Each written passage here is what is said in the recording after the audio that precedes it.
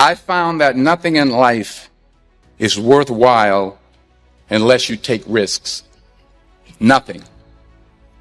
Nelson Mandela said, "There is no passion to be found playing small and settling for a life that's less than the one you're capable of living." Now, I'm sure in your experiences in school and applying to college and picking your major and deciding what you want to do with life, I'm sure people have told you to make sure you have something to fall back on. Make sure you got something to fall back on, honey. But I never understood that concept, having something to fall back on. If I'm going to fall, I don't want to fall back on anything except my faith. I want to fall forward. I figure at least this way I'll see what I'm going to hit. Fall forward. This is what I mean. Reggie Jackson struck out 2,600 times in his career, the most in the history of baseball. But you don't hear about the strikeouts. People remember the home runs. Fall forward. Thomas Edison conducted 1,000 failed experiments. Did you know that? I didn't know that. Because the 1,001st was the light bulb. You will fail at some point in your life. Accept it. You will lose. You will embarrass yourself. You will suck at something. Fail big. That's right. Fail big. Today's the beginning of the rest of your life, and it can be very frightening. It's a new world out there. It's a mean world out there, and you only live once. So do what you feel passionate about. Take chances professionally. Don't be afraid to fail. There's an old IQ test, was 9 dots, and you had to draw 5 lines with a pencil within these 9 dots without lifting the pencil. The only way to do it was to go outside the box. So don't be afraid to go outside the box. Don't be afraid to think outside the box. Don't be afraid to fail big, to dream big. But remember, dreams without goals are just dreams, and they ultimately fuel disappointment. So have dreams, but have goals.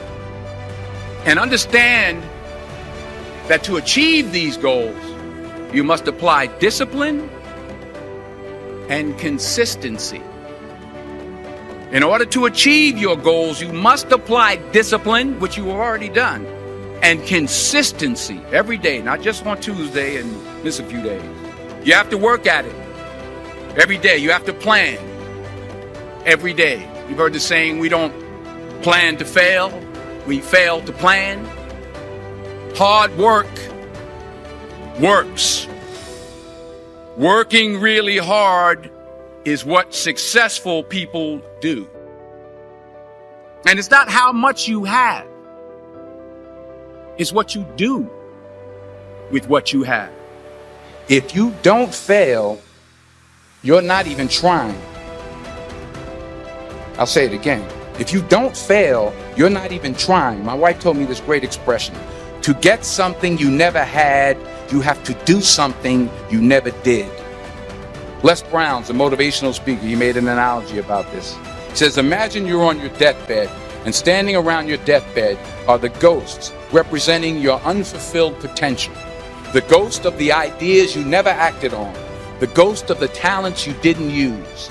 And they're standing around your bed, angry, disappointed, and upset. They say, we came to you because you could have brought us to life, they say. And now we have to go to the grave together. So I ask you today, how many ghosts are going to be around your bed when your time comes?